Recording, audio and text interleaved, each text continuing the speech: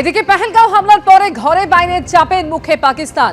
কাল পাক সংসদের বিশেষ অধিবেশন ডাকলেন পাকিস্তানের প্রধানমন্ত্রী শাহবাজ শরীফ।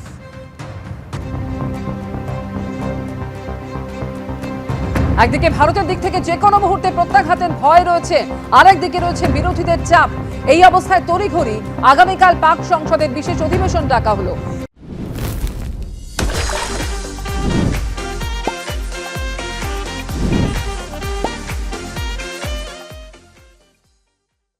বিরোধী দলের নেতাদের সর্বশেষ পরিস্থিতি ব্যাখ্যা করবেন শাহবাজ শরীফের মন্ত্রিসভার সদস্যরা।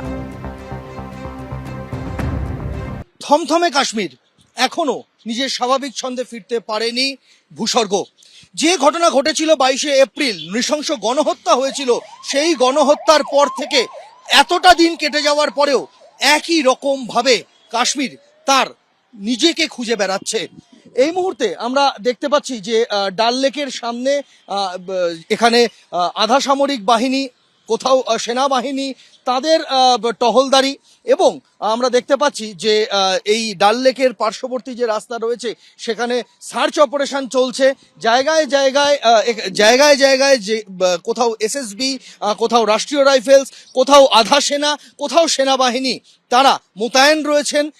মেটাল ডিটেক্টর দিয়ে জায়গায় জায়গায় তল্লাশি চলছে।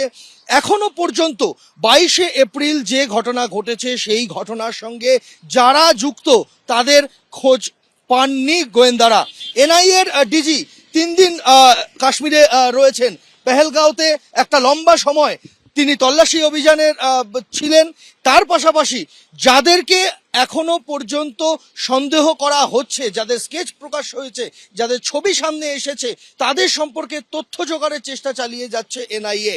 এমনকি জম্মুতে গিয়ে সেখানে এই ধরনের ঘটনা অতীতে যে দু একটি হয়েছিল, ধর্ম পরিচয় জেনে তারপরে খুন, সেই মামলায় অভিযুক্ত জেলবন্দি যারা রয়েছে তাদেরকে পর্যন্ত এনআইএ জিজ্ঞাসাবাদ করেছে।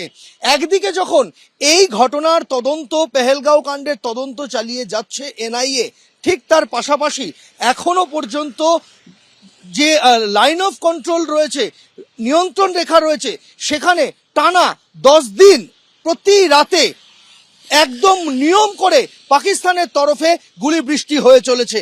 তার পাল্টা প্রত্যুত্তর দিচ্ছে ভারতও। অর্থাৎ একদিকে মুখ থুবড়ে পড়া পর্যটন, আরেকদিকে নৃশংস গণহত্যা পেহেলগাঁওয়ের, তার তদন্ত, এবং নিয়ন্ত্রণ রেখায় পাকিস্তানের উস্কানি, পাকিস্তানের প্ররোচনা, সব দিকেই এই মুহূর্তে প্রত্যুত্তর দিচ্ছে ভারত।